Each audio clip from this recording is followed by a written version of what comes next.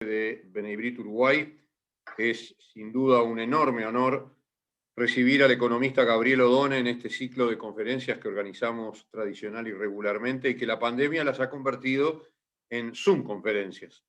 Precisamente el año pasado, cuando comenzó esta pandemia y nos parecía toda una novedad, una de las primeras charlas fue con el economista Odone. En ese momento tuvimos una perspectiva desde lo desconocido que podía pasar en ese 2020.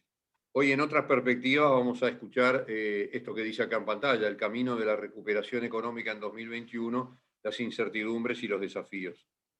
Brevemente, pero como corresponde, decir que Gabriel Odone es doctor en Historia Económica por la Universidad de Barcelona y economista por la Universidad de la República, profesor titular de Política Económica en la Maestría de Economía de la Universidad de la República, socio del Estudio Ferrer, investigador del Centro de Investigaciones Económicas CIMBE.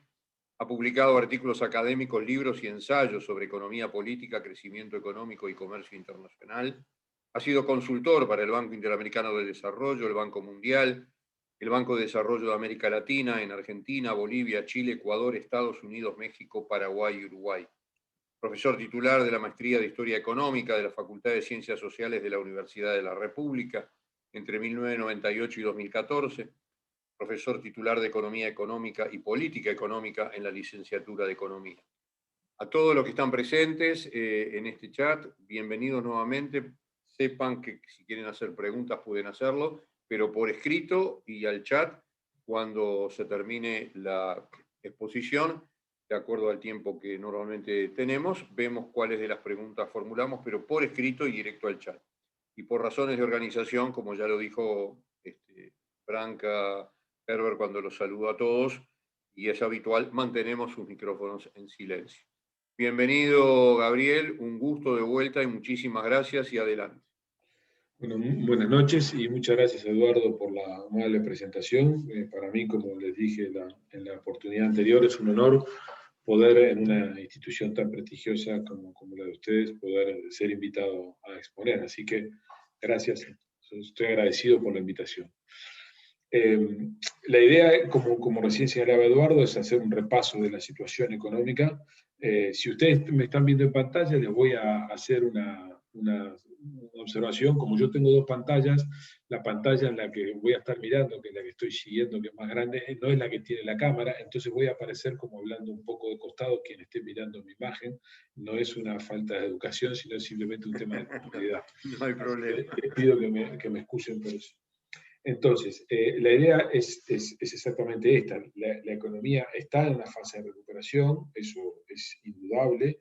Sin embargo, factores de naturaleza sanitaria, como ustedes saben, básicamente con el agravamiento que ha tenido lugar, no solamente en Uruguay, sino en otros lugares del mundo en las últimas semanas, introducen bastante incertidumbre y sobre todo plantean un conjunto de desafíos. Pero bueno, a diferencia de lo que teníamos hace un año, donde habíamos dicho que estábamos navegando en aguas desconocidas, hoy seguimos navegando en aguas desconocidas, pero creo que tenemos un instrumental más adecuado para enfrentarlo, con lo cual seguramente podría decir algunas cosas que están más fundadas en aspectos más sólidos que los que el año pasado pudimos establecer cuando lo vimos. Entonces, la idea es dividir la presentación en dos breves partes. La primera parte es mirar el mundo, como siempre es muy relevante para Uruguay poder mirar qué está ocurriendo a nivel global, y de hecho han estado ocurriendo noticias significativas en las últimas semanas que pueden plantear desafíos y preguntas bien relevantes para variables que son de decisión habitual en Uruguay, como son decisiones de negocios o decisiones financieras. Y la segunda parte más concentrada en Uruguay, tratando de repasar cuáles son los desafíos que la política económica y las consecuencias que eso tiene sobre variables relevantes para Uruguay. Pero muy rápidamente en la primera parte lo que quiero mostrarles es que después de haber pasado por una etapa de mucho pesimismo el año pasado, en general el consenso que sistemáticamente ha sido revalidado es que las perspectivas económicas de cara al 2021 son mejores que las que teníamos previstas tan solo unos meses antes. Ustedes ven allí en el gráfico de la izquierda lo que eran las proyecciones establecidas por el Fondo Monetario Internacional para la economía mundial, en línea punteada en azul lo que era la visión establecida en enero, y lo que es en línea punteada en celeste lo que es la revisión que hizo el fondo en el primer cuatrimestre del año, para el año 2021, en línea punteada en celeste. Como ven, las perspectivas son levemente mejores las que hoy tenemos para el cierre de 2021 y para el cierre de 2022. En enero la idea era que la economía iba a crecer 5,5%, en abril la idea es que la economía va a crecer este año 6%, y el año que viene la idea es que en enero se tenía que la economía crecería 4,2%, y en abril las perspectivas fueron mejoradas a 4,4%. O sea que en realidad, básicamente lo que uno podría decir es que la economía está en fase de rebote y que está consolidada esa idea de rebote. Como habrán visto, el peor momento tuvo lugar en el primer semestre del año pasado, luego la economía crece con una fuerte recuperación, producto que estamos comparándonos con bases de comparación muy bajas, y luego tiende a moderar su crecimiento, pero hasta a consolidar tasas de crecimiento incluso que quedan por encima de las que teníamos en el escenario prepandemia. Sin embargo, el efecto es asimétrico, digamos. Como ustedes ven en el gráfico a la derecha, las perspectivas no han mejorado de manera homogénea para todas las regiones del mundo. Ven ahí en azul oscuro las perspectivas del fondo que fueron establecidas en abril, en gris las que habían sido establecidas en enero, y en celeste las que habían sido establecidas en octubre. Y como ustedes ven, salvo para el caso de la Unión Europea, todas las perspectivas han ido mejorando sistemáticamente. De hecho, para China se espera un crecimiento para este año de 8,4%, para Estados Unidos del 6,4%, para la Unión Europea del orden del 4,4%, y para el Reino Unido 5,3% y América Latina 4,6%. O sea que, en realidad, salvo para el caso de la eurozona, donde todavía la situación es más dudosa, y para incluso el Reino Unido, o sea, toda la zona del continente europeo, las perspectivas han mejorado. La idea de por qué Europa se muestra rezagada, básicamente porque las perspectivas tendieron a deteriorarse a principios de este año a raíz de que la evolución de los contagios, por un lado, y el ritmo de vacunación han decepcionado. Los contagios han crecido en la cuarta ola en muchos de los países, y a su vez el ritmo de vacunación ha sido sustancialmente más lento del que había sido estimado, excepto en el caso del Reino Unido. O sea que el primer mensaje es la economía, no hay duda de que el 2021 va a consolidar la recuperación que se inició en la segunda parte del año que viene. Todavía es asimétrico, China lidera y Estados Unidos ha mejorado notoriamente su performance. A raíz de este cambio de expectativas o esta mejora,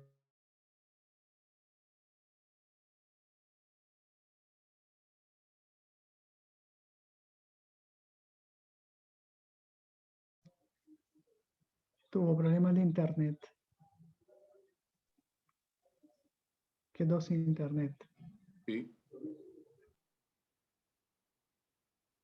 Donde lo que vemos es que la inflación, medida por el IPC, por el índice de precios al consumo, está levemente por encima de las expectativas del mercado, en 2,6 el registro de marzo, cuando la expectativa era 2,5, y que el CPI, que es el corazón, digamos, de la inflación, esto es, cuando uno le excluye a la inflación los componentes más volátiles, y ahí están incluidos en estos componentes volátiles los precios energéticos y los precios de los alimentos, uno encuentra que la inflación está en 1,6.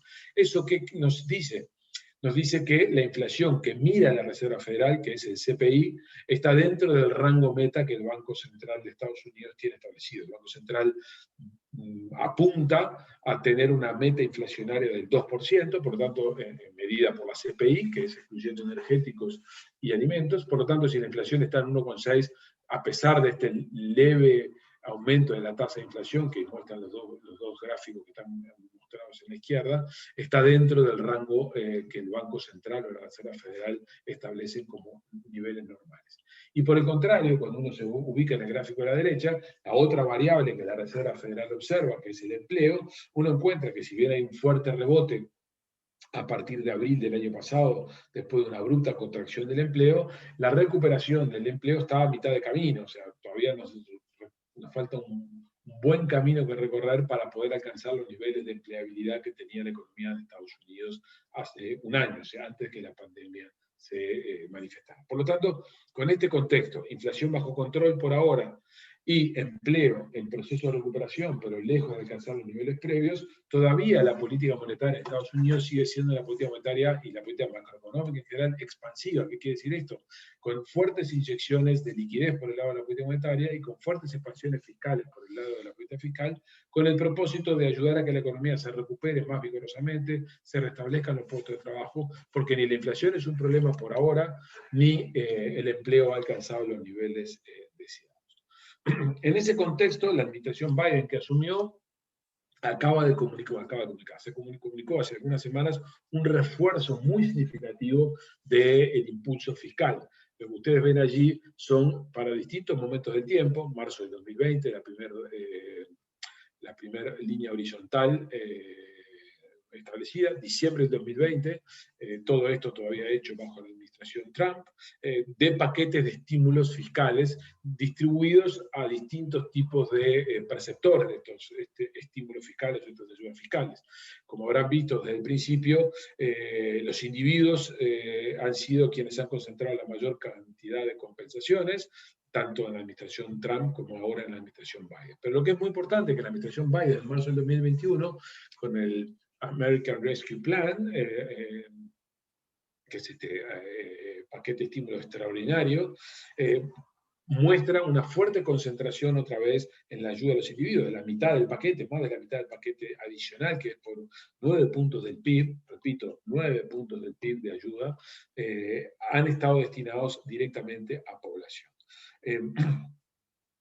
El presidente de Estados Unidos, además de hacer este fuerte paquete de estímulo a las personas, también ha propuesto un paquete de infraestructura muy importante y de reformas económicas muy significativas que totalizan aproximadamente el 10% del PIB. ¿Cómo propone financiarlo? Esencialmente con un incremento a los impuestos de las corporaciones. Habrán visto que incluso en los últimos días ha estado sobre la mesa la idea de Biden de promover un debate a nivel global para poder ir hacia tasas que graben la renta empresarial de manera global, de manera coordinada entre los países. Es una idea todavía muy en pañales, pero este es un debate que se viene. Esto es, las fuertes expansiones fiscales que los países desarrollados han debido desarrollar, que han significado aumentos de déficit fiscales extraordinarios. Fíjense que en Estados Unidos el déficit fiscal este año alcanzaría 15% del PIB. Insisto, 15% del PIB. El peor momento que tuvimos en Uruguay fue en el 2002, con un déficit fiscal del entorno del 8% del PIB. Acá estamos hablando de cifras que son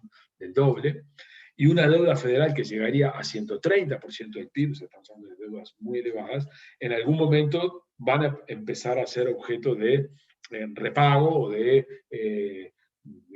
búsqueda de financiamiento. Bueno, este es un debate que está por venir, de qué manera los países desarrollados, en particular Estados Unidos, van a financiar estos desequilibrios, y una de las cosas que está arriba de la mesa y que seguramente va a formar parte del debate de política económica a nivel global en los próximos meses es la forma de gravar al sector privado para recuperar la salud de las finanzas públicas.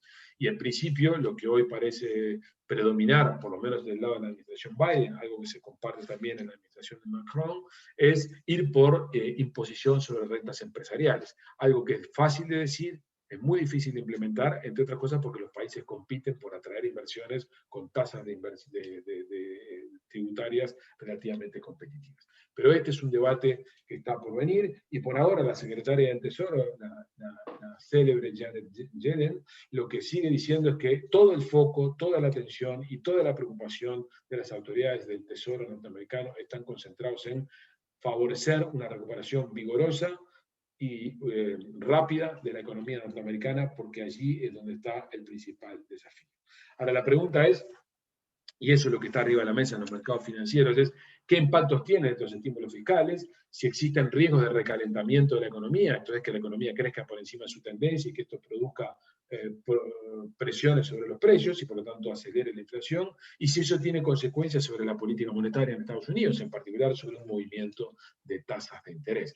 Y este es el debate que a nivel académico, profesional, hoy tiene lugar a nivel global y que de alguna manera hace unas semanas jalonó los mercados con estos movimientos de inestabilidad cambiaria que asistimos en toda la región, incluso en Uruguay.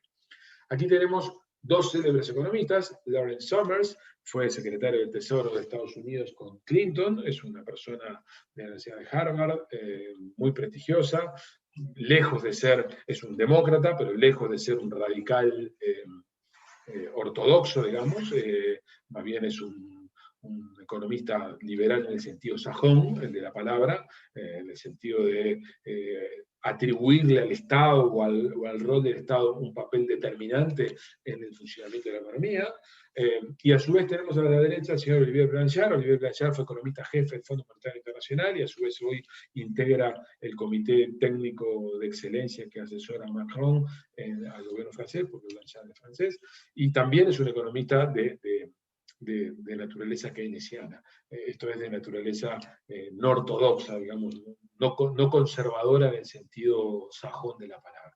Y ambos advierten, como muchos otros, que la ultra expansión fiscal y las importantes expansiones monetarias que han tenido lugar para compensar la economía arriesgan, como pocas veces en los últimos 40, 50 años, a provocar inestabilidad financiera y a provocar un aumento de la tasa de inflación. Y por lo tanto sostienen que la economía arriesga, con estos estímulos que han sido promovidos, a recalentarse. Lo que ven ustedes en el gráfico, en primer lugar, en el gráfico de arriba, en línea punteada, es el PIB potencial y en línea no punteada, el PIB observado. El PIB observado es estrictamente la medición del PIB que todos conocemos, y el PIB potencial es una medida del Producto Bruto Interno que los economistas solemos hacer a partir de cierta calibración de ciertos modelos que vendrían a decir algo así como cuál debería ser el nivel del PIB y por tanto la trayectoria del PIB si la capacidad instalada en ese país o en esa economía está siendo utilizada a una normalidad determinada. Esto es, que las fábricas no están ni con capacidad ociosa, pero tampoco están explotadas de capacidad, y que el empleo está en niveles relativamente bajos, y por lo tanto esto funciona en unas condiciones normales. Y como ven, la idea que está planteada por este gráfico dibujado es que la línea punteada estaría levemente por encima todavía de la línea efectiva, lo cual dice que el PIB observado está por debajo del potencial, o lo que quiere decir de otra manera que la economía está trabajando con cierta capacidad instalada ociosa, que es lo que muestran las barras del gráfico de abajo. El output gap, o sea, ese output gap, esas barras grises, son la diferencia que hay entre el PIB potencial y el PIB real. El hecho de que el output gap sea negativo quiere decir que el producto efectivo se está ubicando por debajo del potencial y por lo tanto que hay margen de maniobra para poder hacer estímulos macroeconómicos sin mayores consecuencias a priori sobre los niveles de precios. A pesar de esta fotografía que muestra el gráfico, célebres economistas que no son sospechados de ser ortodoxos o conservadores o ultramonetaristas, advierten sobre que las presiones inflacionarias que se podrían estar alojando por estos estímulos podrían hacer emerger un problema de inflación que supusieran cambios drásticos de la política monetaria en algún momento próximo. Sin embargo, hay otros economistas, como el célebre también, el Premio Nobel de Economía, Paul Krugman, que lo que sostiene es que si bien es cierto que estos riesgos están sobre la mesa, y si bien es cierto que uno de los precios que la economía norteamericana puede pagar en los próximos meses es un aumento de la tasa de inflación que requiera política monetaria más contractiva y que por tanto requiera tasas de interés más elevadas, por ahora el principal problema que tiene Estados Unidos no es ese, sino que el principal problema es el empleo, el nivel de actividad, y lo que hay que hacer es rápidamente atacar eso. Y que en todo caso, en la medida que el dato de PIB potencial, o mejor dicho, el output gap es negativo, este es el momento de seguir haciendo expansiones fiscales y ya se verá qué se puede hacer cuando la inflación eventualmente aumente. O dicho en otras palabras, el peor error que puede cometer la política económica en este momento es dejar que la economía crezca poco. Los economistas sabemos bien qué hacer cuando la inflación es elevada y cómo llevar a la economía a niveles de precios relativamente razonables. Sin embargo, y eso es una verdad, no sabemos tan bien qué hacer cuando la economía se aloja en bajos niveles de crecimiento o en niveles incluso de de contracción económica sostenida, como ejemplifica claramente el caso de Japón, que es una economía que ha transcurrido durante décadas por bajos niveles de crecimiento, con niveles de desinflación, y la política económica no se ha mostrado capaz de sacarla de esa trampa. Por lo tanto, el argumento de Krugman, que es un poco el argumento que hasta ahora las autoridades económicas han tomado, está bien, es posible que tengamos un problema de recalentamiento de la economía, pero ya veremos cómo lo enfrentamos cuando tengamos ese problema. Y en esa línea, el señor Bullard, que es el presidente de la Reserva Federal de San Luis, que es una entidad muy respetada en Estados Unidos por su alta potencial de generación de estadísticas, ha sostenido en las últimas semanas, como otros miembros relevantes e influyentes en la política económica en Estados Unidos, es que es demasiado pronto para hablar sobre un cambio en la política monetaria y que recién cuando el programa de vacunación haya alcanzado 75% o 80% de la población vacunada, es cuando se debería ponerse a pensar qué modificaciones de estímulos deberían darse. Ahora, alcanzar ese nivel de vacunación en Estados Unidos se estima que no va a ocurrir antes de julio, y por lo tanto, esto lo que vendría a querer decir es que al menos personas influyentes para la política económica de Estados Unidos no están pensando en modificaciones de política monetaria, esto es leves aumentos de tasas de interés, y por lo tanto efectos sobre los flujos de capitales y sobre los dólares antes del mes de julio o agosto del año presente. Sin embargo, a pesar de esto, lo que hemos estado observando en los últimos meses es que el mercado está midiéndole el pulso a las autoridades económicas y han estado de alguna manera especulando con que la tasa de inflación está aumentando y que además la tasa de inflación va a aumentar en el futuro. Lo que ven allí ustedes en el gráfico de la izquierda son las expectativas de inflación que están implícitas en las tasas de interés. ¿Qué es este cálculo? Es un cálculo muy sencillo. Se hace la diferencia entre la tasa de interés que el mercado pide para colocarse en un título que está emitido nominalmente, esto es que no tiene ningún seguro contra la inflación, contra la tasa de interés que el mercado pide para colocarse en un instrumento que tiene incorporada la inflación. Es como si en Uruguay comparáramos los rendimientos de las letras nominales versus las letras en UI, en pesos nominales o en UI. Entonces, implícitamente esa diferencia está diciendo cuál es el premio que le pide el mercado para cubrirse ante riesgos inflacionarios. Eso es lo que muestra el gráfico para tres horizontes, para colocaciones a 2 años, para colocaciones a 5 y para colocaciones a 10. Y como ustedes ven allí, en principio, las tasas de interés, la inflación implícita en estas expectativas han estado aumentando desde niveles que estaban por debajo del 2% hace tan solo unos 4 o 5 meses, hasta consolidarse en niveles de 2,60, 2,50 o 2,30, dependiendo del plazo. Pero sobre todo lo que es interesante de mirar es que las tasas más largas, o sea, las expectativas de inflación más altas, son las de plazos más largos. O sea, 2,32 corresponde a las tasas implícitas a 10 años, mientras que 2,64 corresponde perdón, 2,57 corresponde a el periodo de 5 años. ¿Qué quiere decir esto? Esto lo que quiere decir es que en el fondo el mercado está percibiendo un aumento de la tasa de inflación, pero transitorio, o sea, algo que va a ocurrir en un periodo que va a tener lugar entre el próximo año y los próximos 3 años, pero que después va a tender a normalizarse hacia niveles de tasas de inflación más moderadas. O sea, la economía va a pasar por un momento de más inflación, pero no se va a consolidar en el tiempo, sino que va a ser un fenómeno transitorio. Al mismo tiempo, las autoridades de la Reserva Federal han estado manifestándose públicamente, como lo suelen hacer, en relación a cuáles son sus expectativas de tasas de interés. Lo que ustedes ven allí en el gráfico que está dibujado a la derecha es lo siguiente. Para cada uno de los momentos del tiempo que ustedes ven allí, que es 2020, 2021, 2022, 2023 y el largo plazo, cada uno de esos puntitos celestes supone lo que es la opinión de uno de los miembros del Comité de Política Monetaria de la Reserva Federal respecto de cuándo deberían subir las tasas. ¿No? Por lo tanto, lo que ustedes ven allí es que los oficiales que están a cargo de responder y que son los que van a decidir los aumentos de tasas, no visualizan aumentos de tasas de interés a lo largo del 2021. Más bien, Como ven, todos los puntitos están establecidos en el nivel que estamos hoy, en el torno del 0,25.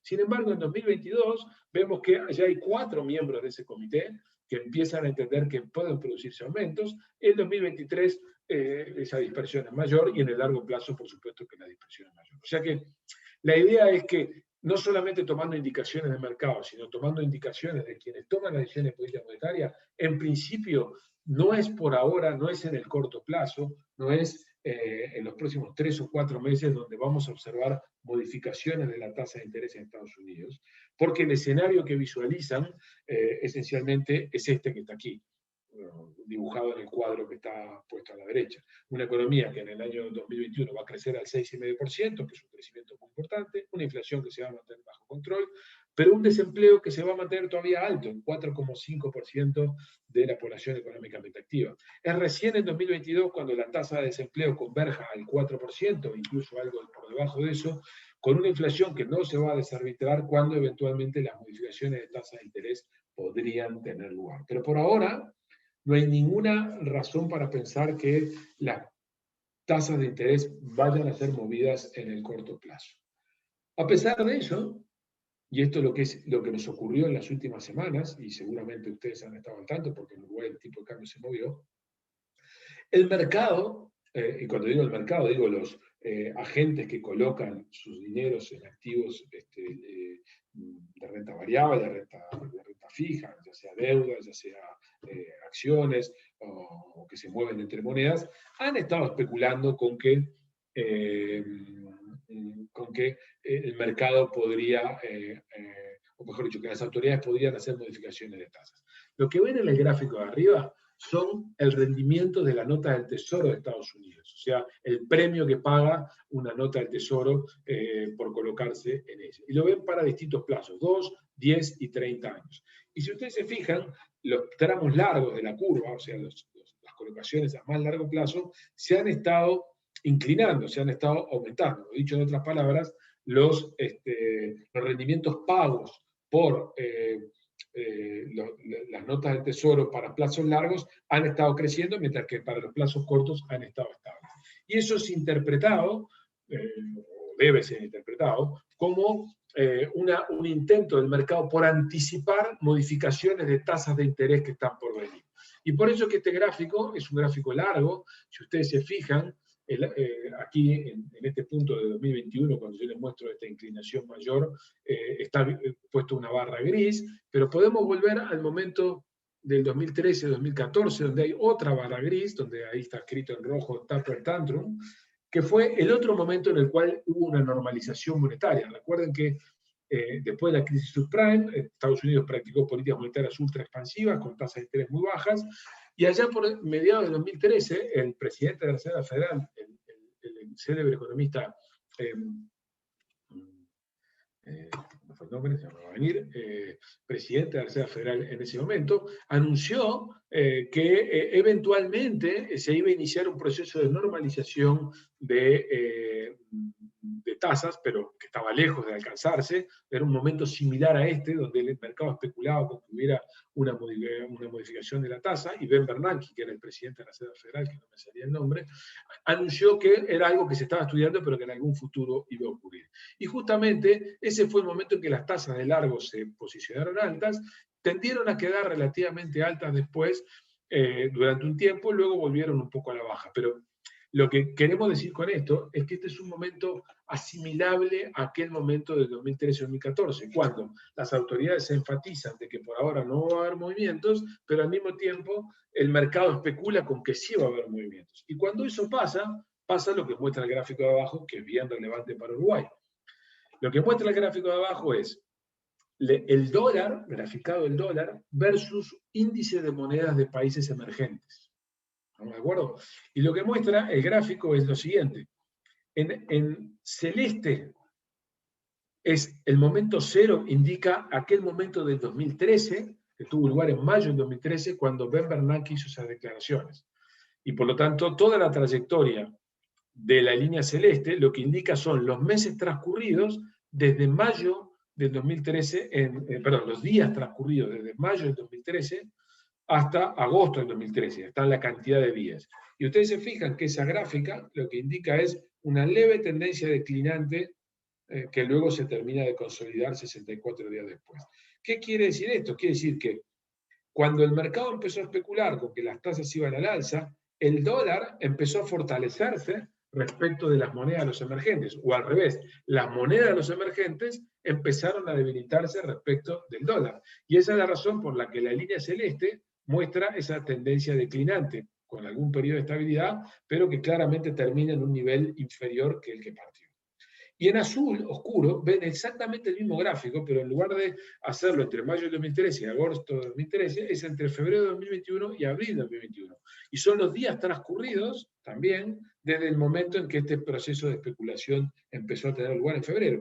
Y como ven, efectivamente el dólar tendió a fortalecerse, o las emergentes tendieron a depreciarse. Luego aquí hay una suerte de rebote, pero hoy el nivel no está en un nivel sustancialmente menor, pero sí muestra que el dólar está menos débil de lo que estaba en febrero, o las monedas emergentes, si ustedes quieren, están más débiles de lo que estaban en febrero. Entonces la pregunta que hay acá arriba de la mesa ¿es posible que con todo esto que yo les conté de Estados Unidos estemos asistiendo a una modificación de tasas o que el mercado esté anticipando una modificación de tasas tal que los rendimientos de las letras de los instrumentos del Tesoro norteamericano empiecen a aumentar, lo que suponga un aumento real de las tasas de interés en Estados Unidos, tal que favorezca el fortalecimiento del dólar y el debilitamiento de las monedas emergentes? Sí, es posible.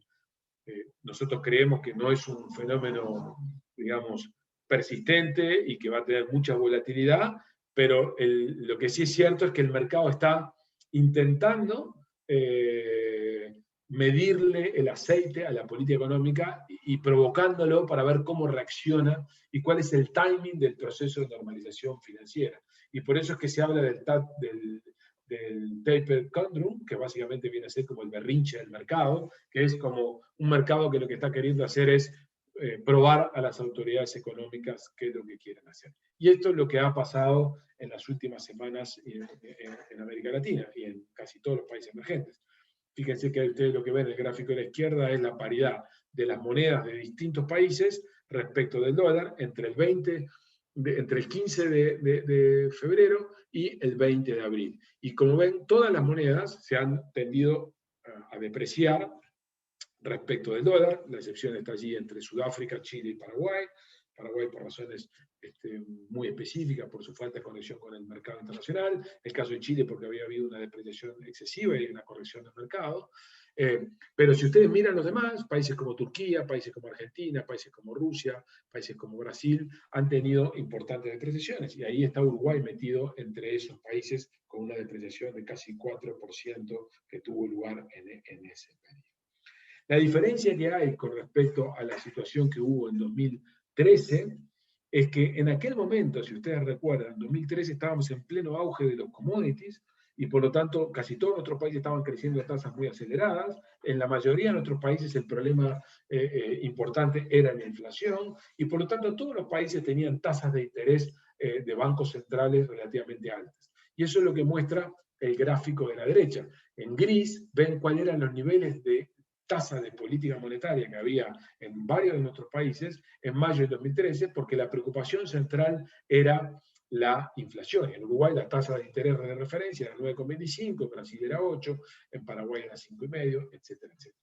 Sin embargo, hoy estamos exactamente en la situación contraria, porque venimos de un periodo de bajo crecimiento en casi todos nuestros países, porque el ciclo de commodity terminó, y porque a su vez venimos del golpazo de la pandemia el año pasado, y todas las políticas monetarias en nuestros países se han vuelto de alguna manera muy expansivas. Y por tanto todos tenemos tasas de interés, como muestra el gráfico de la derecha, en color azul, tasas relativamente bajas. Y esto es un problema, porque si las tasas de interés en Estados Unidos están subiendo, si el mercado especula con que las tasas de interés en Estados Unidos pueden empezar a subir en algún momento y por lo tanto confían en que esos rendimientos van a ser más altos y se desplazan en esa dirección y efectivamente eso ocurre, la posibilidad de que nosotros defendamos nuestras monedas con tasas de interés altas es muy baja, porque estamos haciendo políticas monetarias expansivas precisamente para compensar el fenómeno pandémico. Con lo cual, de producirse un evento de flight to quality o de salida de capitales de países emergentes a desarrollados buscando refugio, la posibilidad que van a tener los países emergentes de defenderse de ese proceso pagando tasas altas es baja, porque las tasas tienen que ser bajas en estos países para compensar el fenómeno sísmico. O sea que lo que quiero decir con esto es que nosotros no estamos visualizando un escenario de normalización monetaria inminente en Estados Unidos, tampoco está, porque no hay razones de fundamentos en Estados Unidos para que ocurra, pero el mercado está especulando en torno a ello. Y cuando el mercado especula en torno a ello, es posible que algunas cosas que la política monetaria termine haciendo unos meses después ocurran antes. Como por ahora parece ser que esa pulseada no está siendo ganada por los mercados y las autoridades se mantienen firmes, lo que nosotros creemos más que nada es que vamos a ver mucha volatilidad en los mercados financieros. ¿Qué quiere decir esto? Vamos a ver salida de capitales de países emergentes en algunos momentos y vamos a ver debilitamientos importantes de las monedas de algunos países. ¿De qué países? De aquellos países que presenten situaciones fiscales monetarias, financieras y políticas más débiles. Desafortunadamente, dos vecinos nuestros, como son Brasil y Argentina, tienen situaciones macroeconómicas frágiles, fiscalmente frágiles, financieramente frágiles y políticamente frágiles. Por lo tanto, eso quiere decir que ante cualquier escenario de aspiradora de recursos de América Latina, Argentina y Brasil van a liderar salida de capitales, y esa es la razón por la cual hemos visto a Brasil inestable en las últimas semanas. Para terminar este largo comentario sobre el escenario internacional, debo advertirles sobre lo siguiente. Generalmente cuando estamos ante un proceso de flight to quality, esto es cuando estamos ante un proceso de fortalecimiento del dólar a nivel global, lo que suele ocurrir es que los precios de los commodities tienden a caer. Esto creo que ya lo hemos conversado alguna vez. Los commodities se transan en dólares y en la medida que la unidad de cuenta es el dólar, si el dólar es débil, los precios medidos por esa unidad de cuenta son altos. Al revés, cuando el dólar se fortalece, precisamente como es la unidad de cuenta en la que se transan esos productos, los precios tienden a caer. Por lo tanto, es bastante normal que cuando el dólar es débil, los precios de los commodities son altos, y cuando el dólar es fuerte, los precios de los commodities son bajos. Y a pesar del fortalecimiento del dólar, que yo les acabo de mostrar en estos gráficos de la placa anterior, si ustedes se fijan y toman los precios relevantes para el mercado de commodities internacional, pero en particular para Uruguay, esto no se ha traducido en una caída de los precios de los commodities. De hecho, la soja está 3% por encima del nivel de principio de año, el cobre está 14% por encima del nivel de principio de año, el petróleo 16% por encima, solamente el oro ha tenido un retroceso. ¿Cuál es la razón por la que esto está ocurriendo? O sea, ¿por qué razón con el dólar fortaleciéndose, no se ha producido un debilitamiento de los precios de los commodities? Por dos razones. Primero, porque el proceso de fortalecimiento del dólar no ha sido tan intenso y todavía es muy incierto. Y segundo, y más importante, es porque la demanda global genuina de productos que están detrás de los commodities, de petróleo, de cobre, de soja, está firme. Y está firme esencialmente porque la economía global se está recuperando, porque China se está recuperando y porque Estados Unidos se está recuperando.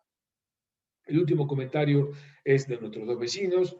No quiero detenerme en esto, si después en la pregunta quieren lo comentamos con más detalle. Argentina y Brasil están paralizados por sus escenarios políticos. Argentina paralizada porque tiene elecciones en las PASO este año, y por lo tanto el gobierno argentino lo único que va a intentar hacer es procurar que el escenario sanitario no se descontrole, y todo lo demás es mantenerlo bajo una represión financiera importante, con precios controlados, con tasas de interés negativas y con intervenciones de todo tipo al funcionamiento de la economía, alojando un conjunto de desequilibrios que se van a ir extendiendo en el tiempo y que no van a permitir que Argentina tenga una performance adecuada. A pesar de eso, como ven en el cuadro de la izquierda, la expectativa que hay en el consenso argentino es que la economía argentina este año se recuperaría parcialmente de la contracción severa que tuvo el año pasado. Nosotros somos un poco más pesimistas que esto que muestra este 6,7 de crecimiento, pero una recuperación al fin. Pero por otro lado está el caso de Brasil, donde la situación política se ha vuelto mucho más compleja, el escenario de digamos, de sobreseimiento parcial a Lula le establece una incertidumbre política mucho más importante a nivel político. El gobierno de Bolsonaro está muy debilitado por su manejo muy malo de la crisis sanitaria. La situación fiscal se ha deteriorado mucho. Brasil ha sufrido mucho en este proceso de salida de capitales y se ha vuelto muy inestable financieramente, lo que lo ha obligado a aumentar la tasa de interés recientemente. Todo lo cual hace que el gobierno Bolsonaro muy probablemente se va a ir sin pena ni gloria, sin haber podido avanzar en prácticamente ninguna de las reformas estructurales y habiendo dejado sin resolver los problemas macroeconómicos. Lo cual hace que Brasil va a tener un magro desempeño durante este año, un crecimiento de apenas de 3%, cuando viene de un largo periodo de bajo crecimiento, incluso de contracción. Con lo cual, el mensaje es que ni Argentina ni Brasil, desde el punto de vista de la actividad, van a ser fuente de buenas noticias para Uruguay, y como si esto fuera poco, lo que muestra el gráfico de la derecha es que estamos muy caros en dólares en relación a ambos. Fíjense que este gráfico, como hemos hablado en otras oportunidades, lo que indica es el precio relativo de Uruguay, discúlpenme, el tipo de cambio real de Argentina respecto a Estados Unidos y el tipo de cambio real de Brasil respecto de Estados Unidos. Y como ven, vamos a ver primero el caso de Brasil. Brasil está en azul oscuro. Lo que indica el gráfico azul oscuro es que hoy Brasil está 53% barato en relación a Estados Unidos respecto del promedio histórico de 1980 a 2018. O sea, hoy Brasil, por sus desequilibrios macroeconómicos, tiene un tipo de cambio depreciado, lo cual lo vuelve barato y lo pone muy competitivo con Uruguay, tanto para los productos de Uruguay que van hacia ese país, como para los productos que competimos en terceros mercados. De hecho, si ustedes miran Uruguay, que está aquí en gris, encontramos que respecto a ese mismo periodo, el promedio histórico, Uruguay está caro en dólares, no barato en dólares, caro en dólares un 13%. O sea que la distancia que hay entre el más 53 y el menos 13, siendo muy grosero, es un más un más 66, indica que nosotros estamos muy caros en dólares respecto a Brasil, lo cual hace a Brasil un competidor muy firme. Y cuando uno mira Argentina, que aquí está graficado en dos dimensiones, por el dólar oficial en celeste y por el dólar blue en naranja, uno encuentra que tenemos el mismo problema.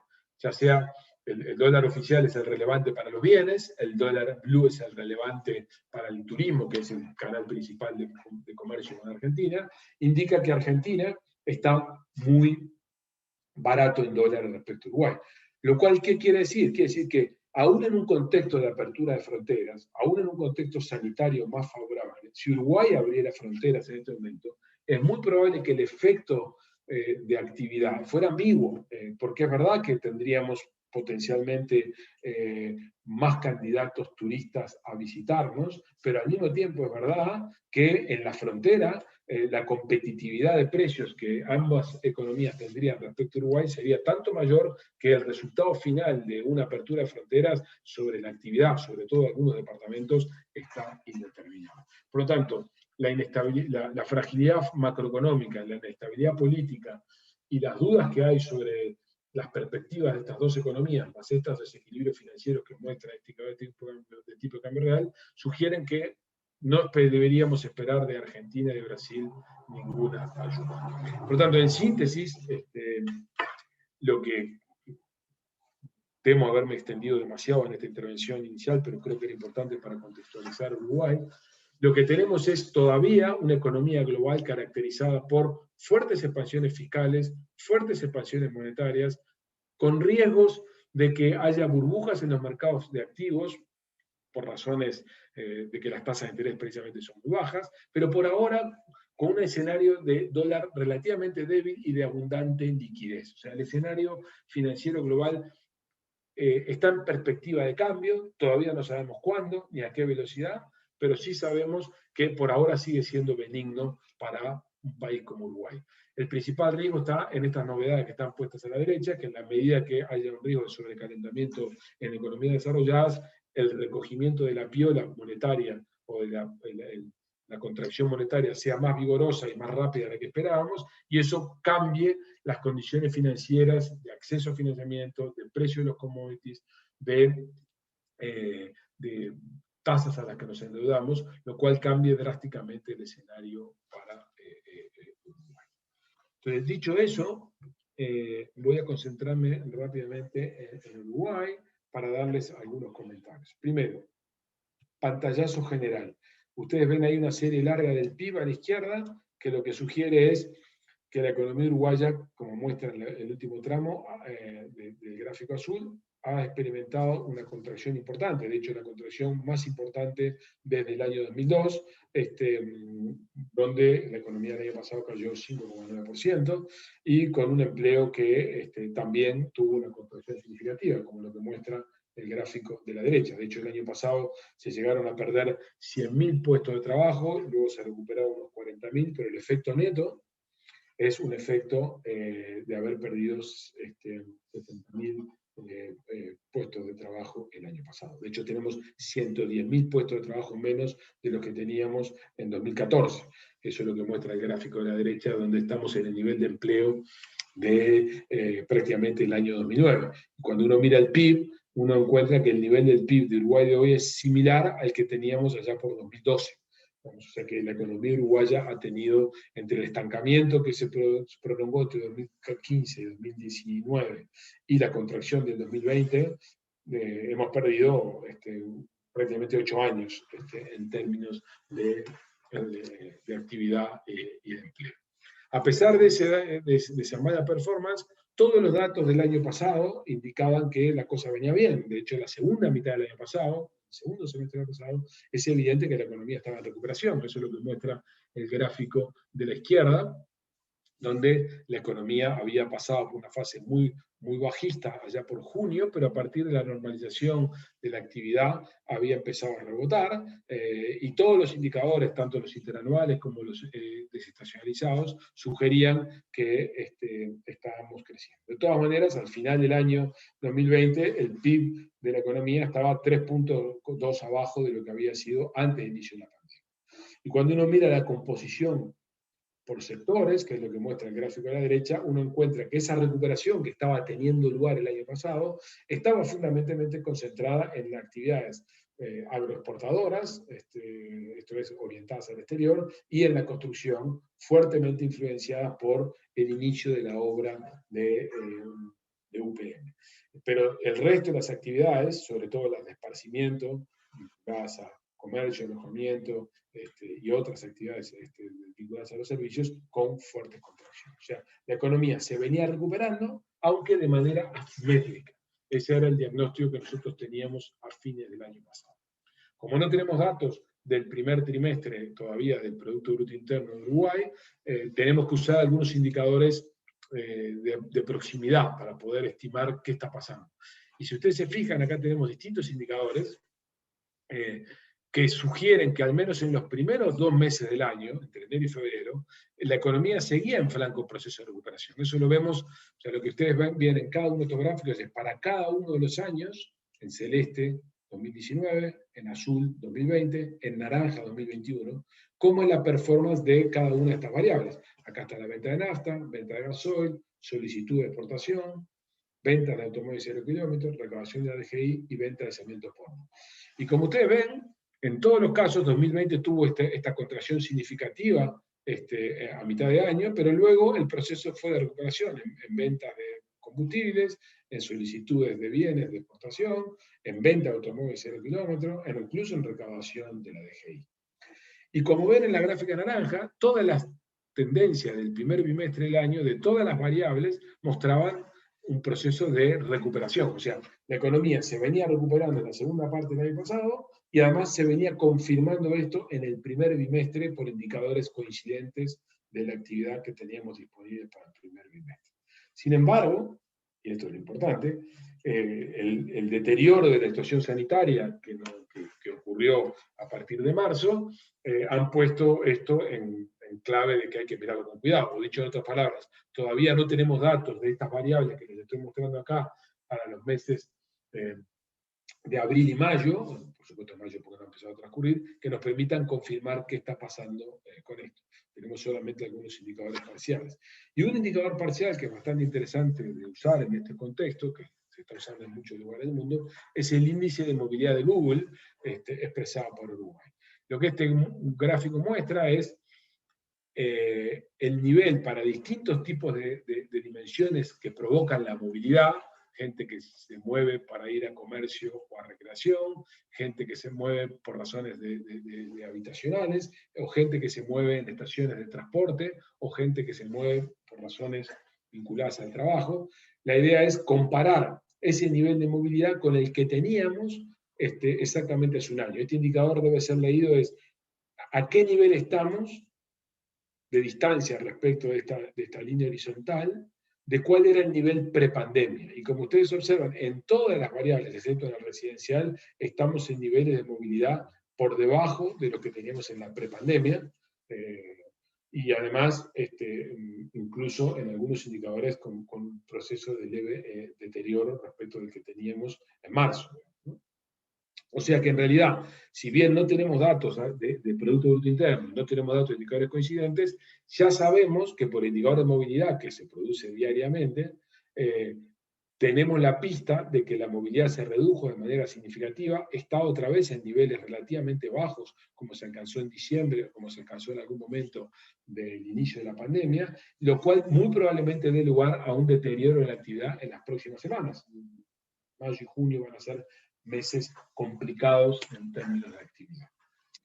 Esta es nuestra visión del crecimiento de la economía para el año 2021 y 2022, con nuestras estimaciones hechas en el mes de marzo, o sea, antes de que podamos calibrar adecuadamente cómo está afectando esto, este escenario sanitario nuevo a la actividad económica. Y lo que tenemos acá es que la economía para nosotros iba a crecer un 3% y este año, y aproximadamente un 3,6% el año que viene.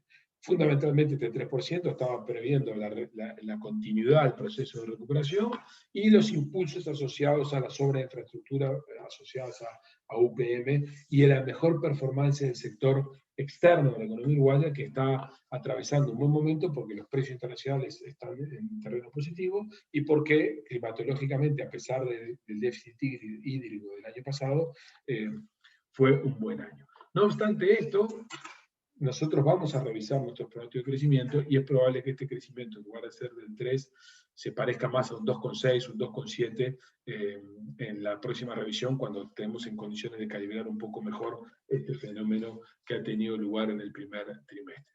Igual, en cualquier caso, con la información que tenemos hoy, 2021 va a ser un año de crecimiento, o sea, de expansión, moderada, pero de expansión, que se consolidaría en 2022. No estamos pensando, por el momento, que nada de lo que ha ocurrido en términos sanitarios y en esta carrera contra el reloj que tenemos entre circulación viral y ritmo de vacunación vaya a provocar contracciones de la actividad tan significativas como para que el PIB vuelva a caer. Entre otras cosas, pues estamos comparándonos ya contra un PIB muy bajo porque el año pasado cayó mucho. O sea que el mensaje es, la economía se venía recuperando, incluso en el primer trimestre de este año, parecimos ingresar en pausa, la recuperación es asimétrica, y parece ser que no solamente es asimétrica en términos de sectores, sino que además es intermitente por estas idas y venidas que el fenómeno sanitario nos está desplegando. Ese es el contexto general de la economía uruguaya, y ahora vamos a analizar 2 o 3 temas vinculados a los dilemas de política económica y sus consecuencias sobre la situación fiscal, la inflación, el tipo de cambio y los salarios. Primer comentario. El gobierno tiene un primer dilema planteado. ¿Qué hace con los combustibles? Y eso ya lo resolvió la semana pasada, pero lo resolvió parcialmente.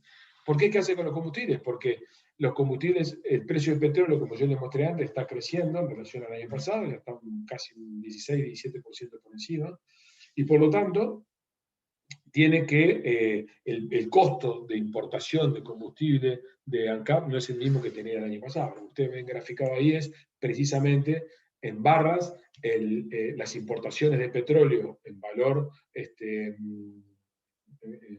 pagadas por ANCAP y el precio en la línea, el precio del Brent.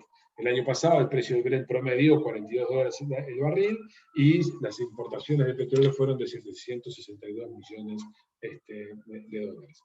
Nuestra estimación es que si el precio del petróleo se ubicara en $70 promedio a lo largo del año, hoy está en 63, el costo adicional que ANCAP en el que incurriría por importar el petróleo a este nivel respecto a lo que fue el nivel del 2020 es de 423 millones de dólares. O sea, pasaríamos de 762 millones de dólares de importación de barril a 1.185 millones de dólares.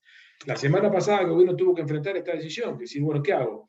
Reconozco que el precio del petróleo aumentó y lo traslado a tarifas, y eso afecta la competitividad de la economía uruguaya e incumple una promesa de campaña que era defender la competitividad, y al mismo tiempo comprometo el proceso desinflacionario en curso, porque las tarifas pesan y bastante en el IPC, o por el contrario, no hago el ajuste de tarifas y descargo sobre mi espalda fiscal el aguante de la tarifa, o sea, a ANCAP le hago soportar el costo de no trasladar a tarifa el mayor precio del costo principal.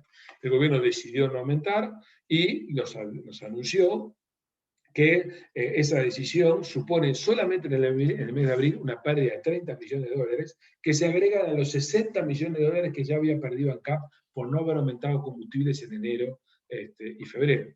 Lo cual supone que hasta ahora, por el no haber modificado el precio del combustible, ANCAP ya tiene 90 millones de dólares sobre sus espaldas. El ministro, el cálculo que nosotros hacemos es, si el gobierno decidiera, si el precio del petróleo se quedara hoy en el lugar en el que está, esto es, no llegar a los 70 que está calculado acá, se quedara en los 62, 63 dólares, y el gobierno decidiera no trasladar a tarifas el precio del petróleo, el aumento del precio del petróleo, esto supondría un deterioro fiscal, porque habría una menor contribución de ANCAP a las rentas generales, del orden del 0,5 al 0,6% del PIB. Por ahora esto no ocurrió, por ahora el gobierno solamente ha reconocido 90 millones de dólares adicionales, y nosotros creemos que seguramente en los próximos 2 meses el gobierno no vaya a tocar el precio de los combustibles, producto de la situación sanitaria en la que está y la decisión política que tomó de absorber estos costos, pero que en algún momento de julio, entre junio y julio o más tardar agosto, los combustibles van a tener que reflejar el precio el nuevo precio del petróleo, y eso va a suponer un aumento del precio del combustible, de manera tal que el deterioro fiscal, como se lo voy a mostrar ahora, no sería tan significativo como el que estoy mostrándoles acá. El otro dilema que tiene el gobierno es el que está mostrado por el gráfico a la derecha. Ustedes saben o recuerdan que la ley de urgente consideración estableció que a partir de ahora, a partir de la vigencia de la ley de urgente consideración, el precio del petróleo, el precio de los combustibles en Uruguay se iba a fijar por paridad de importación, o sea que no iba a reflejar más una decisión política, sino que iba a reflejar el precio que efectivamente le cuesta a producir ANCAP. Entonces, lo que ven a la derecha es cuánto debería costar la nafta super sin contar impuestos, ¿no? Estamos acá solamente contando los ingresos de ANCAP ex planta, o sea, esto no incluye ni los márgenes de distribución de combustible, ni incluye todos los impuestos que ustedes saben en Uruguay tienen incorporados los combustibles. De hecho, la mitad del precio del combustible en Uruguay es aproximadamente impuestos. Lo ven acá abajo, el precio de la nafta super en Uruguay de 58,35 pesos por litro, mientras que el precio puesto en la planta, en la puerta de la planta, es de 25,7. La diferencia entre 25,7 y 58,3 es todo lo que viene después, que son los márgenes de distribución, los impuestos, etc. Pero el gráfico lo que nos muestra es que si hoy el gobierno aplicara lo que aprobó la ley de urgente consideración, el precio de la gasolina puesta en la puerta de la refinería debe ser 25,7 y no 20,4 como es el que está teniendo lugar hoy. O sea que si el gobierno quisiera sincerar el precio del combustible en términos de paridad de importación, tendría que haber un aumento de casi 10% del precio de la nafta, llevando el precio de la nafta a esos 58,35, y el 3,3 del gasoil llevando el precio al público a 40,4, asumiendo de que no hay cambios en el gas licuado, ¿no? Entonces, este es otro dilema para el gobierno, porque si el gobierno reconoce el precio del petróleo, le va a pegar a un componente de precio que es muy relevante para la competitividad del país, sobre todo para algunos sectores, como que son intensos en el uso de gasoil, típicamente transporte y producción agropecuaria, como es el arroz, y a su vez va a comprometer, en la medida que esto forma parte del IPC, va a comprometer el proceso desinflacionario en el que se encuentra involucrado. O sea que alinear el precio de de los combustibles a la PPI, a la paridad de importación, impactaría en al menos 2 décimas en el IPC. O sea, le pondría un aumento al IPC de 2 décimas sobre el nivel actual. Y este es un dilema sobre el que el gobierno se va a tener que pronunciar en los próximos meses. Va a tener que decidir sobre qué costado va a recostar el costo del sobreprecio del petróleo. Si sobre los precios domésticos o sobre el costado fiscal. Yo no me quiero detener mucho en esto, pero es relevante para la discusión del gran inversor en Uruguay. Esto que ven acá es la fotografía del resultado fiscal que el gobierno tenía previsto desplegar en el presupuesto del año pasado. El presupuesto del año pasado sugirió que en 2020 el déficit fiscal fue del orden del 6% efectivo, cuando en el presupuesto estaba estimado que fuera de 6,5%. El presupuesto del año pasado nos dijo que el déficit fiscal para este año, para el año 2021, iba a ser de 4,1% negativo, mostrando una recuperación. El gobierno lo que pensaba es que la economía iba a continuar en fase de recuperación y que no iba a haber asistencias pro COVID adicionales, algo que efectivamente ya en febrero la ministra nos anunció que no iba a ser así. La ministra en el mes de febrero nos dijo que el resultado fiscal se iba a deteriorar en 540 millones de dólares, producto de que la economía iba recuperándose más lentamente y porque iba a haber medidas adicionales pro-COVID, y ya había anunciado que el déficit fiscal iba a ser para este año del 4,3%. Sin embargo, ayer la ministra reconoció que puso arriba de la mesa un conjunto de medidas que tienen costos fiscales y además reconocen un menor desempeño económico, y nos avisaron que hay un deterioro, hay una erogación final, no de 540 millones de dólares para atender las urgencias del COVID, sino de 900 millones de dólares, lo cual supone 0,6% más del PIB de lo que estaba previsto. O sea que ese 4,3% en términos oficiales, ya ayer con lo anunciado, debería convertirse en un déficit de menos 4,9%, y también nos advirtieron de que el sobrecosto pago por el no ajuste del combustible que yo les comenté recién, que es de 0,2% del PIB, por no haber trasladado a precio los combustibles, no está contabilizado. O sea que a ese 0,6% hay que agregarle 0,2, lo cual hace que 4,3 más 0,8 nos deja en 5,1. O sea, el gobierno ayer asumió que el déficit fiscal, en el mejor de los escenarios, va a estar en 5,1 al cierre de este año, y nuestra estimación, la estimación de CPA, es que el déficit fiscal va a oscilar entre 5 y 5,5%. Esto es un tema importante, porque si bien el gobierno tiene un discurso donde ha logrado trazar que el resultado estructural, o sea, corregido por el ciclo, converge a algo razonable, que es 2,6% del PIB, las calificadoras de riesgo lo van a estar mirando con mucho cuidado, porque lo que va a confirmar si este déficit fiscal se consolida en 5,5% es que Uruguay no solamente no logró mejora del resultado fiscal en 2020, sino que en 2021 la mejora va a ser muy marginal y por lo tanto va a seguir en terreno de fragilidad financiera muy grande. No me voy a concentrar en esto porque ya se los acabo de comentar, solamente les quiero mostrar la evolución esperada por nosotros de la inflación. Nosotros estamos previendo una inflación para el cierre de este año en torno al 7%. Vamos a asistir ahora, justamente en el mes de abril, a una contracción, una brusca caída de la inflación, producto de razones estadísticas que tienen lugar, porque estamos dejando atrás meses de alta inflación del año 2020 y sustituyéndolos por niveles de inflación relativamente más normales en 2021, y por lo tanto la inflación se va a tender a consolidar en torno al 7% ya a partir del mes de abril, pero va a permanecer allí en nuestra visión hasta bien entrado el año que viene, a diferencia de lo que el Banco Central tiene establecido como meta, que como ustedes recordarán, estableció que a partir de julio del 2022 la inflación bajaría de 7 como techo del rango al 6%. O sea que nuestra visión es, efectivamente la inflación se está moderando, tiene chances de consolidarse en torno al 7%, pero en todo este escenario de incertidumbre no vemos razones por las cuales la inflación vaya a ceder de ese 7%, y por tanto esto compromete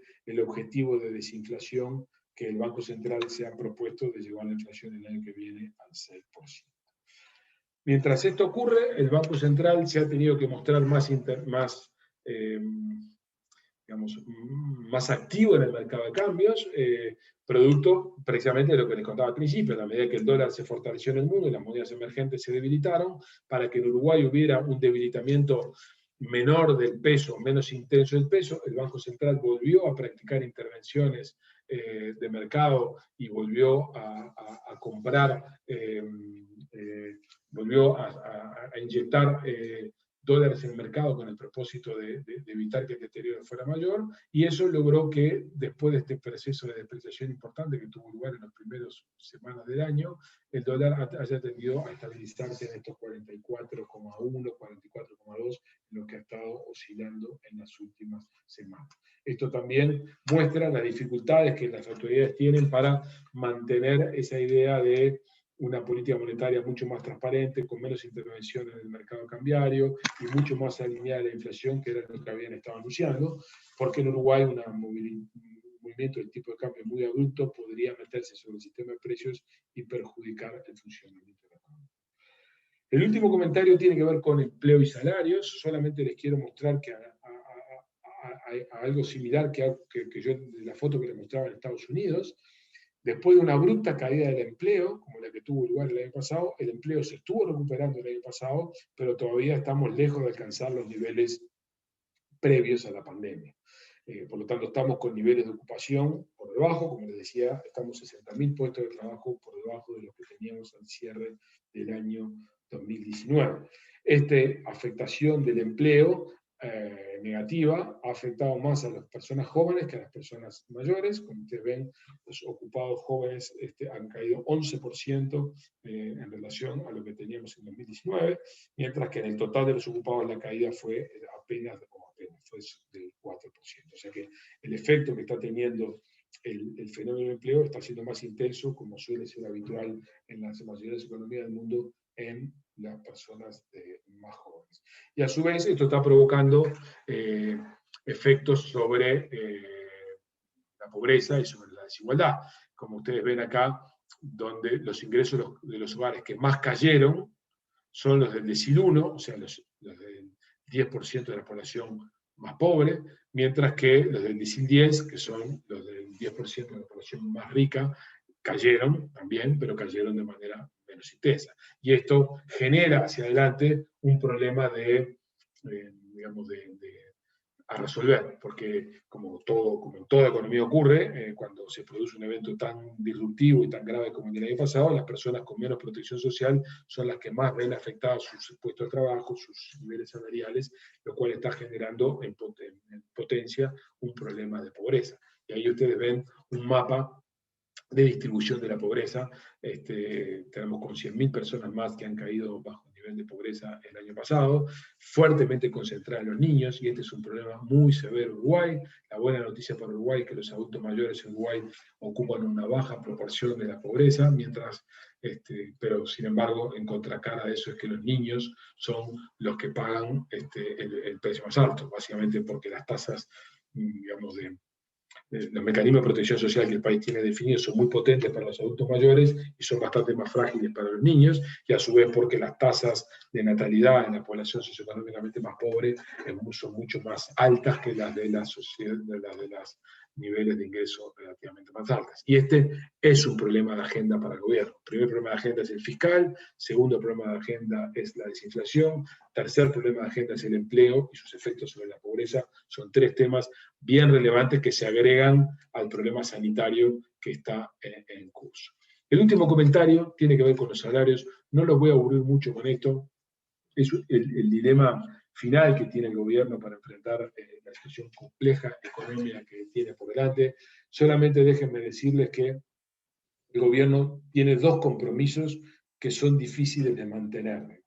El primero es cumplir con la desinflación y por lo tanto converger una inflación del 6%, y al mismo tiempo cumplir con el compromiso que hizo con la negociación salarial el año pasado con los trabajadores, de que al final del 2021 no se iban a registrar pérdidas de salario real respecto del nivel del 2019.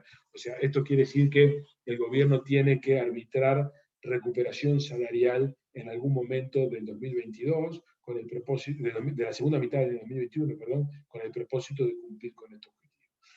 No les voy a explicar cómo era la mecánica, si quieren lo dejamos para las preguntas. preguntas, pero básicamente lo que va a terminar ocurriendo es que el salario real al finalizar 2020-21 va a estar 4% por debajo de lo que estaba en 2019. Eso supone que la ronda salarial que se abre en julio va a tener que arbitrar mecanismos de corrección de los salarios de por lo menos 4%. Aumentar salarios 4% en un contexto de debilidad del empleo y de debilidad económica como el que está atravesando la economía, y al mismo tiempo queriendo desinflacionar la economía, no va a ser posible. O porque los empresarios no van a estar en condiciones de financiar aumentos de salarios de esa magnitud en un escenario tan bajista, sobre todo en algunos sectores, y por lo tanto esto va a provocar una postergación de la promesa de la recuperación salarial, o porque aún cuando haya sectores que lo puedan hacer, el gobierno, si quiere cumplir con la meta de desinflación, no va a poder, digamos, va a tener dificultades para aceptar que haya reconocimientos de aumento de salario hacia atrás cuando son un componente tan importante de los costos de las empresas que son fácilmente o relativamente fácilmente trasladables. Por lo tanto, el hito político, en mi opinión, más importante desde el punto de vista de la política económica para el año 2021, así como fue en el presupuesto en 2020, va a ser la ronda de negociación salarial que se abre en el mes de junio y la coordinación que el Ministerio de Trabajo, el Ministerio de Economía y el Banco Central tienen que realizar de las variables que están detrás de todo esto, que son salarios, inflación y déficit fiscal, son cruciales para que la credibilidad de la política económica de cara al 2022, cuando la situación esté más recuperada, se recupere. Yo les pido disculpas porque me extendí bastante más de lo que pensaba, no tengo más comentarios que decirles. La economía uruguaya está en fase de recuperación, pero de forma simétrica y de forma intermitente. Creemos que 2021 va a seguir siendo un año muy difícil. Al final de 2021 todavía vamos a estar con nivel de actividad y con nivel de empleo por debajo del que teníamos en 2019. Hay sectores de actividad que van a estar muy comprometidos todavía durante buena parte de este año. El sector esparcimiento, el sector de servicios, el sector comercio en general y sobre todo aquello que está afectado al turismo va a estar muy comprometido, no solamente por las medidas sanitarias, sino que incluso cuando las medidas sanitarias puedan levantarse, porque la competitividad con la frontera va a ser muy dura. Y eso le va a pegar al sector turístico y le va a pegar al comercio de frontera. O sea que la recuperación es lenta, asimétrica e intermitente y con efectos muy diversos sobre distintos grupos de la población. Eso va a tener repercusiones sobre la pobreza y sobre la necesidad de asistencia financiera y de recursos del gobierno para los próximos años, lo cual aleja las metas de cumplimiento de metas fiscales razonables, y eso pone en riesgo, no ahora en forma inminente, porque no va a ocurrir ahora, pero sí pone en riesgo en 2022 la calificación de grado inversor para Uruguay, lo cual puede ser un problema. Pero en cualquier caso, todos esos son problemas que vendrán cuando la situación sanitaria se recupere. Ahora el foco de atención es cómo compensar este escenario tan complejo como ha tenido que atravesar Uruguay en el último año y medio. Así que bueno, esos eran mis comentarios, perdón por mi extensión y yo estoy a su disposición por preguntas. Todo lo contrario. No hay palabras para agradecer esta impactante presentación que por más que algunos fraccionadamente o globalmente la tengamos presente o lo tengan más presente, así toda junta y dicha por uno de los mayores expertos que hay y conocedores del Uruguay, evidentemente nos deja no con dudas, pero bueno, vamos a hacer alguna pregunta por el tema de la hora y por el respeto de la hora suya, pero nos deja evidentemente con el impacto que uno supone por las cosas que están pasando. Cuando al final se habla de que, bueno, hay un desafío muy grande para el gobierno en el tema de la calificación de riesgo, pero también en la ronda salarial. Escuchamos en las últimas 48 horas que hoy legisladores, pero anteriormente ellos han estado, es decir, las personas que han opinado han estado vinculadas a la economía, han sido o ministros o subsecretarios o presidentes de bancos, etcétera, y dicen no le hace nada a Uruguay un puntito más, o sea, y perdemos un puntito, pidamos el préstamo, pero es necesario para salir de esto. Eso en lenguaje para los que no entendemos los términos técnicos. ¿Eso genera un desastre? ¿Eso es posible? ¿Eso es solamente una declaración política? Muy buena la pregunta. A ver, por supuesto que es una... déjeme que se lo conteste de esta manera. El debate que está planteado en Uruguay entre gobierno y oposición es un debate cuánto más debería hacer el Poder Ejecutivo para poder hacer que este escenario sea menos dramático de lo que es. El gobierno, de alguna manera, lo que dice es que dadas las restricciones que enfrenta, algunas de las que heredó y otras que son estructurales del país, no es mucho más lo que se puede hacer y que lo que se está haciendo es suficiente como para poder atacar lo principal. Y del lado de la oposición lo que se dice es que en el mundo todos los países están mostrando una expansión extraordinaria de gasto, sin mirar consecuencias, y que no es el momento para hacer ahorros, y que por lo tanto lo que hay que hacer ahora es una expansión sin tomar en cuenta cuáles son las restricciones. Salvando las distancias, algo parecido a ese debate entre Krugman y Summers que yo les planteaba antes. O sea, que este no es un debate ajeno a lo que ocurre en el mundo. Ese es el contexto, y por lo tanto, por supuesto que todo eso que ustedes observan a nivel de la opinión pública es un debate político que tiene sus fundamentos, las dos partes tienen razones para estar defendiendo lo que defiendan, pero al mismo tiempo las dos partes utilizan chicaneos típicos del escenario político. Eso es como el escenario de lo que está ocurriendo. La pregunta es, ¿hay espacio para hacer más cosas en Uruguay de las que se están haciendo? Y yo diría, si uno lo analiza desde el punto de vista estrictamente técnico y desde el punto de vista de la sostenibilidad fiscal y desde el punto de vista de que si esto fueran circunstancias normales, la respuesta es no. Uruguay tiene un elevado déficit fiscal, Uruguay tiene un nivel de endeudamiento lo suficientemente grande como para ser cuidadosos en no deteriorar la situación fiscal. Ahora, y al mismo tiempo Uruguay tiene una fortaleza institucional y una densidad de instituciones y de programas de gastos que hacen que la necesidad de que Uruguay incremente gasto para atacar situaciones de emergencia es menor que en otros países. Déjenme que se lo ponga de esta manera. En Paraguay no existe seguro de desempleo. En casi todos los países de América Latina el seguro de desempleo es muy precario o cubre a un número muy limitado de personas. No hay mecanismos de transferencias como son las asociaciones familiares o lo que es la tarjeta Uruguay Social, como Uruguay ya tenía desplegado. O sea, Uruguay tiene una alta experiencia y tiene un alto gasto público social y tiene bastante bien identificado a la población vulnerable. Por lo tanto, no tiene sentido exigir que Uruguay tenga en momentos de crisis reacciones comparativamente asimilables a las que tienen otros países, básicamente porque Uruguay protege más y mejor que otros lugares, incluso que Chile, que ha tenido que hacer una expansión generalizada. Ahora, del otro lado la pregunta es, bueno, está bien, Chile hizo expansiones del 8 puntos del PIB y Uruguay una del 1% del PIB. Uruguay podría haber hecho más. Y bueno, técnicamente, si uno se pusiera a pensar en el largo plazo, uno debería decir no. Ahora, políticamente, y cuando digo políticamente no digo políticamente partidaria, creo que políticamente por lo que está ocurriendo en el mundo, creo que sí. Y yo soy de los que cree que Uruguay debería estar haciendo más cosas de las que está haciendo. O sea, dicho en otras palabras, Uruguay era el peor de la clase el año pasado, hasta el año pasado, de su par de grupos de los países con calificación de riesgo, porque era el que tenía más inflación, más tasa más en relación deuda-producto, mayor déficit fiscal, y por tanto tenía vulnerabilidades macroeconómicas muy grandes. Sin embargo, con todo lo que pasó en 2020, Uruguay quedó en el promedio, o sea, hoy Uruguay está lejos de ser el peor de la clase. Por lo tanto, no va a ser evaluado con el mismo parámetro que era evaluado hace 2 o 3 años.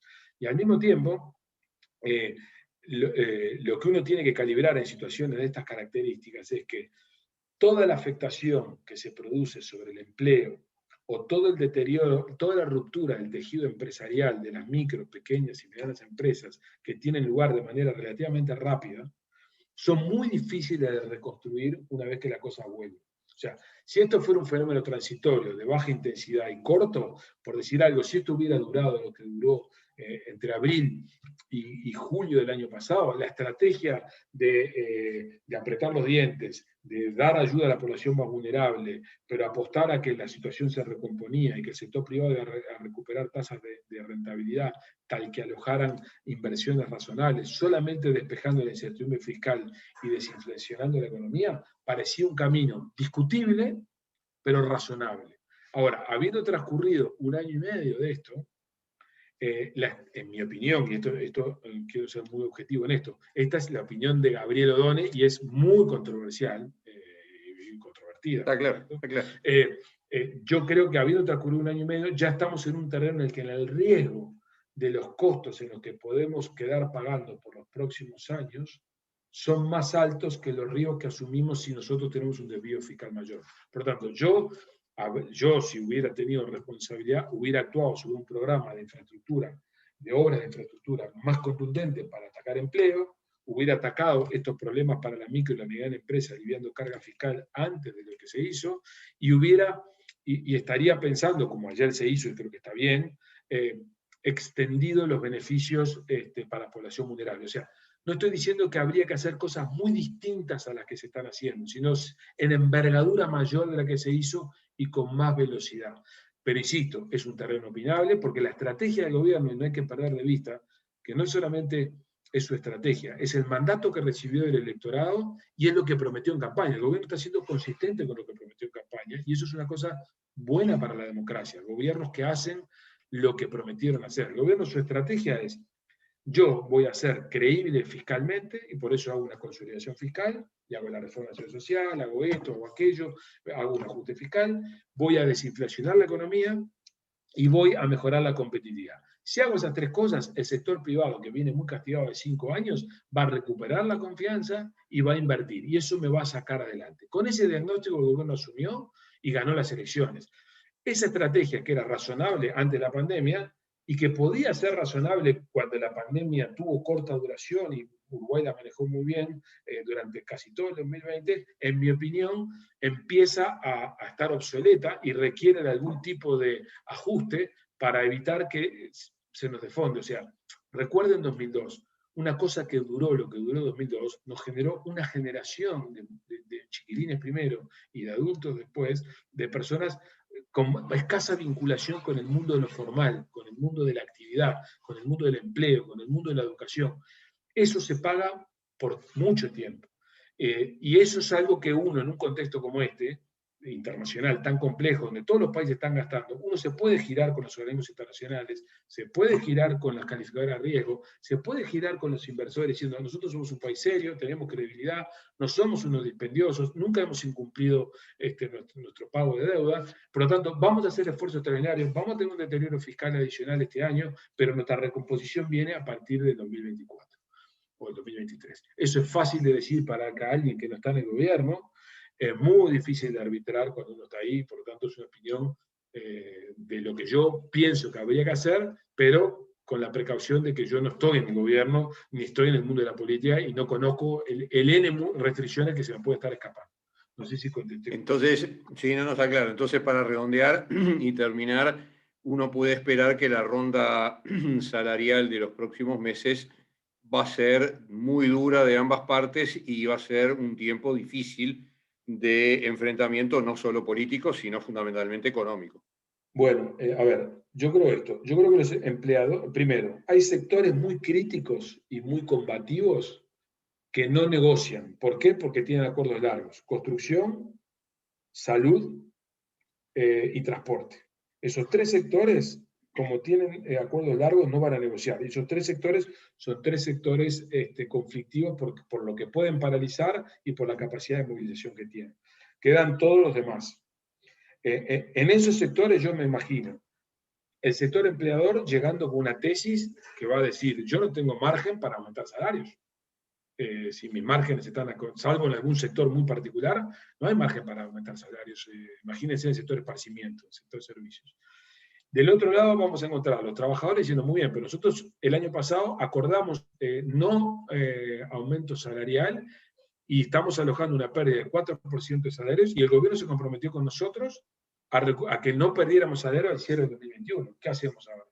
Y el gobierno atrapado en un escenario que es Promesa de inflacionar a la baja, y por tanto no puede meterle salarios si no aumenta productividad, la economía no crece. Compromiso de cumplir con la recuperación salarial, y por lo tanto un escenario conflictivo. ¿Qué me imagino yo? Me imagino, para algunos sectores en dificultades, comercio, esparcimiento, actividades recreativas y demás, convenio corto, sin recuperación salarial, logrando convencer a los trabajadores que es eso o la fuente de trabajo, en el mejor de los casos, cuando la fuente de trabajo no se perdió. Para otros sectores, convenios un poco más largos, y el hecho y para mí que el gobierno finalmente va a tener que tirar por la borda el objetivo de la inflación en 6%. O sea, ese objetivo no lo va a alcanzar en este contexto. Eso es lo que yo me imagino que va a ocurrir en un escenario de conflictividad. Pero también hay que ver cómo está la pandemia. No es lo mismo la conflictividad con movilización callejera, porque hay facilidades para movilizarse, porque el episodio sanitario está controlado, que si no lo hay. Igual yo creo que va a ser un año difícil, social y políticamente. Mucho más fácil y mucho más sencillo que la mayoría de los países de América Latina, porque Uruguay tiene N mecanismos de contrabalances que funcionan, pero para lo que es la lógica nuestra, va a ser un año complejo. Bueno, de vuelta, no tenemos palabras para agradecer en nombre de Beneverit esta extraordinaria conferencia y estos esclarecimientos del economista doctor Gabriel Odone, pero lo que nos queda para decir es, bueno, abrir los micrófonos,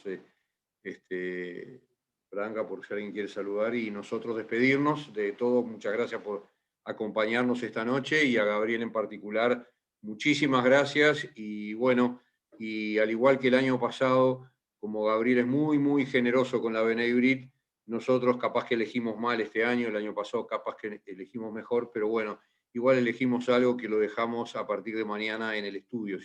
Si está mal, la secretaria lo va a advertir. Pero es lo mínimo que podemos hacer para agradecer nuevamente esta charla en nombre de Beneverit Uruguay y darle las muy buenas noches absolutamente a todos. Yo agradezco mucho, y para mí es un honor, le digo de verdad, poder ser invitado por una institución tan prestigiosa como ustedes a poder conversar. Muchísimas gracias. Muchas gracias. Muy buenas noches. Todos Gracias tienen y el buenas micrófono noches. habilitado. Y cuídense. Felicitaciones. Lo mismo, cuídense, porque todavía no estamos todos vacunados. Buenas noches. Muy bien. Buenas noches. Muchas gracias. Gracias. Excelente, muchas gracias. Gracias, buenas noches. Muchas gracias, felicitaciones. Gracias, muchas gracias.